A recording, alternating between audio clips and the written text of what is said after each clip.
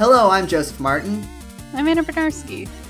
And welcome to another edition of Recapping and Reviewing an E3 presentation, this time featuring Nintendo! Woo! Yes, I skipped a couple because I wanted to get the Nintendo one out because I feel like, given our audience, that one is particularly of interest. And we will go back and cover the other ones at a later date. But for now, let's talk about Nintendo's E3 Direct presentation. The video, not an actual live presentation. Yeah. This is the first ever E3 presentation I have ever watched, ever. I know it was just a video, but at the same time, this is the first one I've ever watched, ever. Like, live. Like, I watched last year's. Yeah, it was good. I like, part of the thing about the videos is that it's a lot more succinct. Yes. Like, this was only 40 minutes, but I would say it had about the same amount of content as any of the other presentations in terms of, like, video games. Just a lot less people standing on a stage saying the word innovation over and over again. But let's get into it. So I think the big things that people were hoping for this were lots of video games to be talked about, and whether or not Animal Crossing was featured was going to make or break this presentation. Yes. So we'll see how it panned out for Nintendo if you haven't watched the actual thing. If you have, you already know what happened. But so the first thing we open up, pretty much a solid given in general for E3 these days for Nintendo, is to open up with some sort of Smash Brothers character reveal. And for this one, we had the Dragon Quest, or the Dragon Warrior Hero. Yay. Yay. This is apparently a very big sell for the Japanese audience.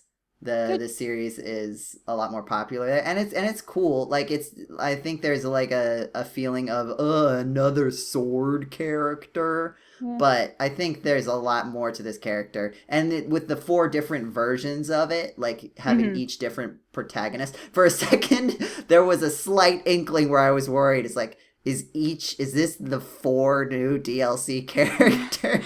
I definitely did the same thing. I was like, it's them. It's them. It's also probably the closest we'll ever get to having Goku in this video game. So that was neat. It'll be more interesting to see once we actually get it on our Nintendo Switch devices. The next, we had a little bit with Doug Bowser being sort of officially introduced via Direct. I thought it was funny. It was sweet. It was cute. It was like, I think it went on a little bit long, but like, It was cute. And people who like Bowser definitely now have a whole bunch of new animation to have fun with. Yes. They had like Bowser come out, like Nintendo character Bowser come out, and like, oh no, we mean Doug Bowser instead. But it was fine, and I think it was good to like sort of more officially in like a presentation introduce him, because he's filling the void of Reggie. Now the first big sort of game thing that we get is Luigi's Mansion 3, and I was really impressed with this. I was happy about what this had to show. I was a lot more, I don't want to say confused, I was more like, okay, because I didn't know they plan on doing another one, but I think it looks nice. I haven't played the first 2 games myself, but I think they're cool. But I'm thinking I might actually play this one, because... Yeah, it's got 2-player co-op, which is cool, and it definitely seems... I think one of the big concerns with after Luigi's Mansion 2 was that Mansion 3 was also going to be mission-based, and it doesn't seem, based on like what I've seen, I saw a little bit of the Nintendo Treehouse after of it, it doesn't seem like it's going to be mission-based, but it's going to be a lot more, like, in the original Luigi's Mansion, there were like 3 sort of floors, quote-unquote. Here, like, and the house was like, the mansion was like sectioned off. Here, the sectioning off seems a little bit more like chunky, like if that sort of makes it, like each floor is kind of like a level, so that the core gameplay loop can be shortened, because that's sort of like the whole thing with Nintendo putting their new properties on the or their old properties on the Switch, is like trying to find a way to make the gameplay something that you could pick up for 15 minutes to an hour and still get a satisfying experience out of in like those chunks. Mm-hmm. So I think that's sort of the compromise I made. But they showed off some new mechanics and adding some depth to the gameplay that made me more interested in it. If it was just like Luigi, like if it was just Luigi's Mansion with new levels, it seemed like they were adding more to it than that. Next was Dark Crystal, a Netflix RPG, a Netflix tactics RPG.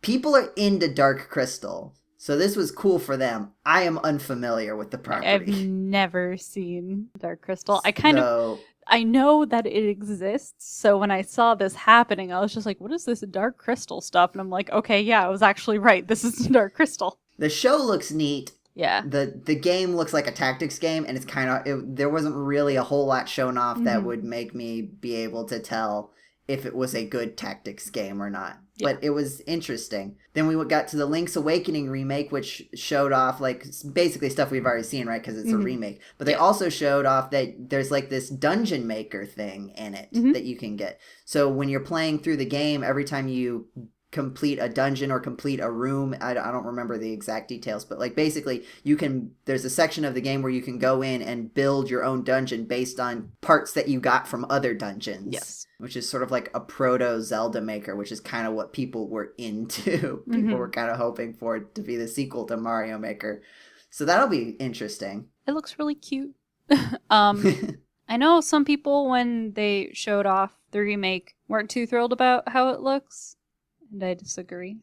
Because I think it's nice. It's very different from, like, almost any other Zelda game, I think. Yeah. Just get through a couple of quicker things. A whole bunch of Secret of Mana and a Trials of Mana, like, HD version. And, like, the 3 Mana games getting ported in a collection. Interesting. Witcher 3 getting a port. I know a lot of people were excited about that, calling it the Switcher 3, which I can, honestly, as someone who hasn't played this video game, that's probably my favorite part of this reveal, is the fact that I can say Switcher 3. That's a good one. Fire Emblem Three Houses got a CG trailer, and I was kind of like, okay. I'm not into the low FPS look. No, I didn't like it very much at all. I've definitely seen, this is sort of a separate thing more about animation than video games. Yeah. But like the low FPS can work, but you have to have something that like is built around it. Like, for example, the new Teenage Mutant Ninja Turtle show has low FPS a lot, and it looks good. I don't know if you can make it work with 3D, at least not in the way... It works cool when people are fighting, but when people are just talking and barely moving, it looks terrible. I didn't like it very much. I'm also not big on Fire Emblem, so I was kind of just like, And there was no gameplay stuff shown, which was kind of frustrating with just me for that. Some story stuff. Then there was a strange Resident Evil commercial. Yeah. I was kind of into the premise, but also it was kind of long. It was very long, in my opinion. And they were playing Nintendo Switch in a haunted house, and I was like, I get it. I get the joke. They're playing a spook game in a spook house. But it kind of just went on. People have mixed feelings about Resident Evil game. I think it was 5 and 6 that were going to be ported. I can't do horror. I've mentioned that in previous episodes of this. I can't do horror, so I'm not familiar. My understanding is that people don't like 6 very much. Yeah. I'm glad that there are a lot of games that are being ported to the Switch, though. Honestly. Yeah. That's a good sign, I think. Some other stuff. No More Heroes 3. I think that's has a cult following, so people are pretty jazzed about that.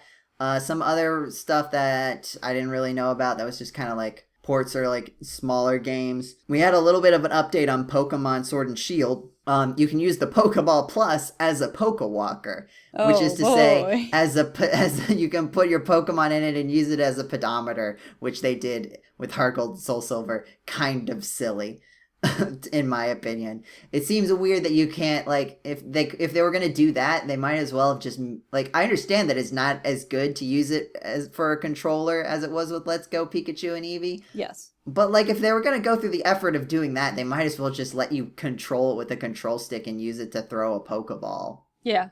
I don't know. And they showed off the new water type gym leader. She looked cool. Astral Chain had cool gameplay. Some other stuff. Cadence of Hyrule just looks really cool to me, personally.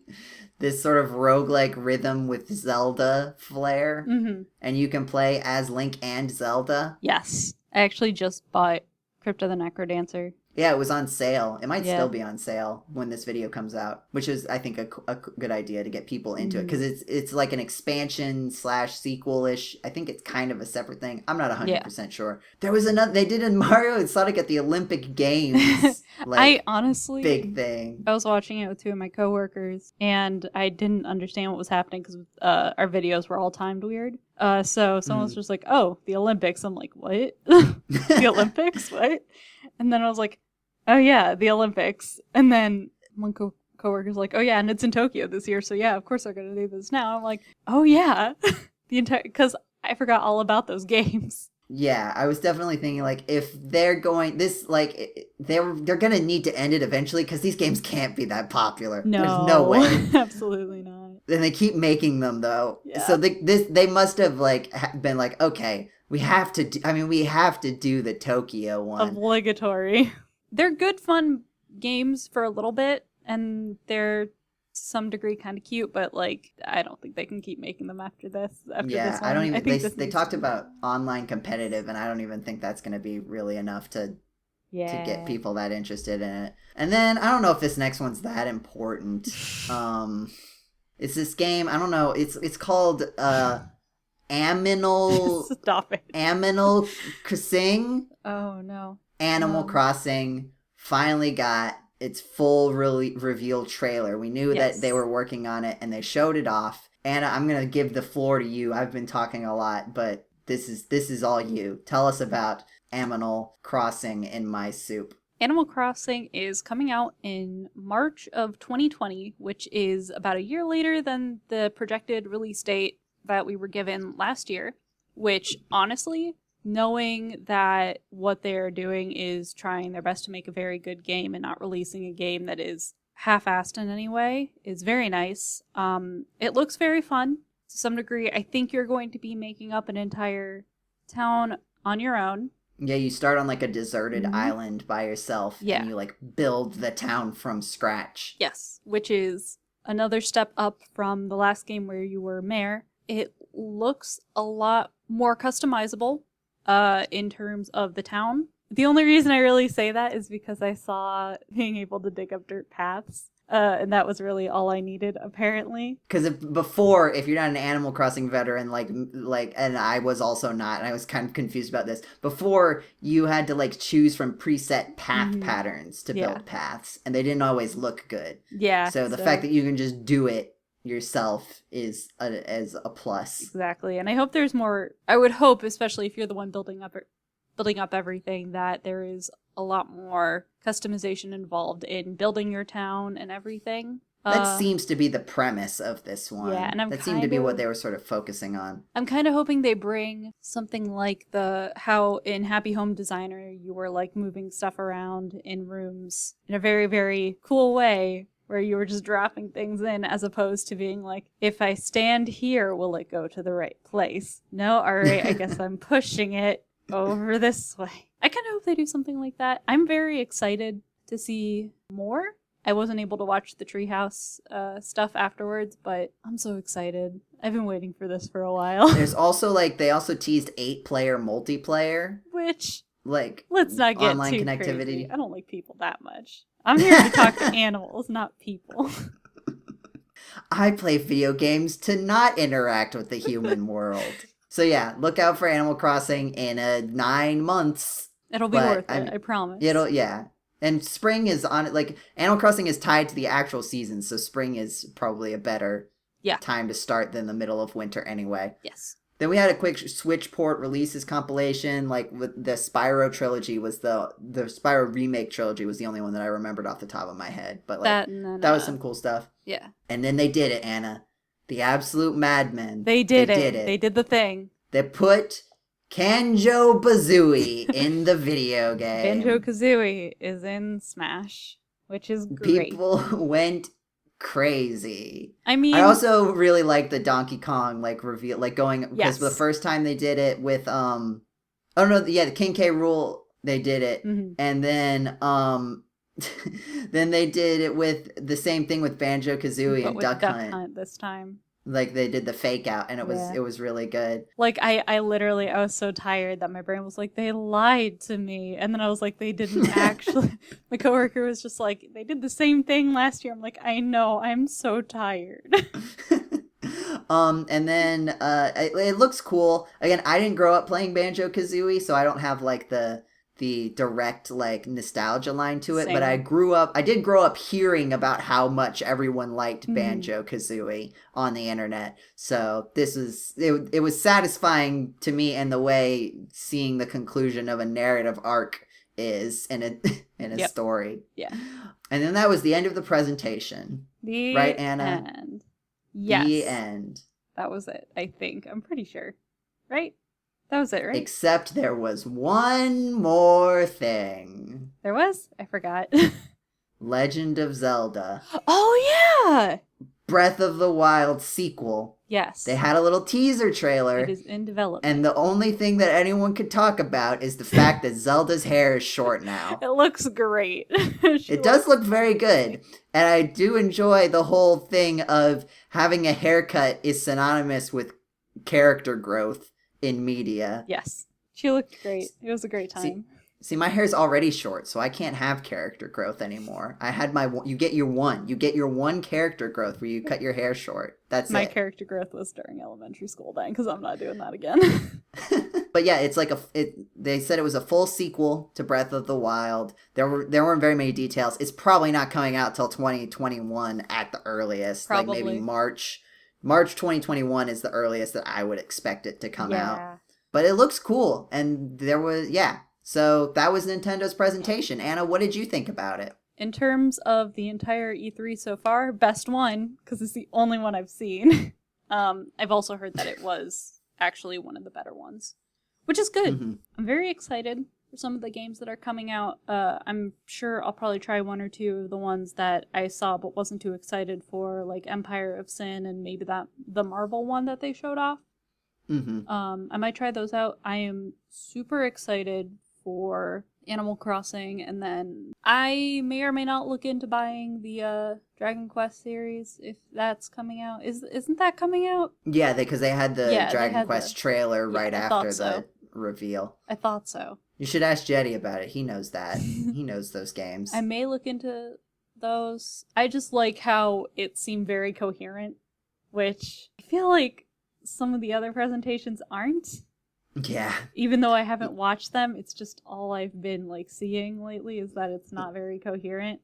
Yeah, like I'm gonna say, like of the ones that we've gone over so far, I would definitely put Nintendo at the top, but like the bar isn't super high. And I think part of it is like this part of this general trend of E3 sort of phasing out these big presentations, because companies have sort of figured out that they can kind of just make announcements on their own terms over the internet, which definitely is better. Like I think a lot of the stuff for Nintendo, for example, a lot of stuff that would have been previously put in E3 presentations was sort of put out through the year. Like we had a separate Pokemon and Mario Maker 2 video. Mm-hmm. Like Mario Maker 2 was just featured in like a compilation of Nintendo Switch games that were coming out. They didn't even talk about it. I think it was on screen for like 10 seconds. Yeah. Like at the very end or something. Right. So I think that's part of it. But it was still good to see like some gameplay stuff in the presentation. Yeah. The pacing was a lot better because it was scripted. Mm-hmm. And there was some cool stuff and some cool reveals. So I think putting it just, again, not a lot above Microsoft, because Microsoft had some similar things. Like they had their big Halo reveal. Microsoft might have gotten better if their Project Scarlet, talking about the new Xbox, was like more than just computer buzzwords. Then they might have won out, but it was basically nothing. So I think having Luigi's Mansion, Animal Crossing, and the two Smash Brothers reveals and the Breath of the Wild sequel announcement were enough to put Nintendo on top of the 4 that we've covered so far. Yes. So thanks for listening to this. Some scheduling. Check your TV guide, your TV listings. We're going to take a quick break from these videos because I have to finish up the Hacks and Slash that's going out on Monday, because that's a lot of work. And I'm going to also be traveling this weekend, so that'll be fun.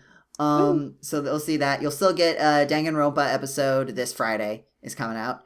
And we mentioned Secret of Mana. If you like Secret of Mana, you could check out our Secret of Mana RPG cast on GameCola.net, the actual internet website, or on our podcast feed. It's a lot of fun. I play a princess who has a billion charisma. Yeah, and you can find us on Facebook and Twitter. If you want updates, you could send us a message there or leave a comment about what you thought of Nintendo's E3 presentation, and also which presentations from E3 you'd like us to cover when we come back to them next week. Because I don't necessarily think we need to cover all of them. There were some smaller ones this year. So if there's one that particularly you want to hear from us about, you can send us a comment or a message about it, and we will check it out.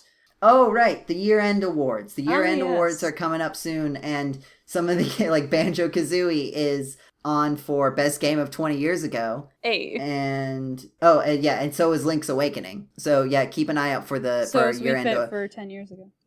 Our year-end awards in July, Christmas 2018, and Christmas in July. In July 2019. Right, Merry exactly. Christmas. Happy Hanukkah. Yeah, that's coming up. That's coming up soon. We're currently in the voting round for that, and we'll start writing up the articles, and then we'll have our big stream sometime in July. Woo. And it'll probably be me and Anna on there because I will be in Ohio. Woo! All right, that's enough programming now. Thanks for listening. And we will catch you for the next thing that we do. Maybe it's an E3 presentation. The next thing you listen to, maybe it's something else. But thanks for listening. Goodbye. Bye. My mouse disappeared. I went to reach for my mouse, and I was like, it's gone. I have to use the mouse pad like a barbarian.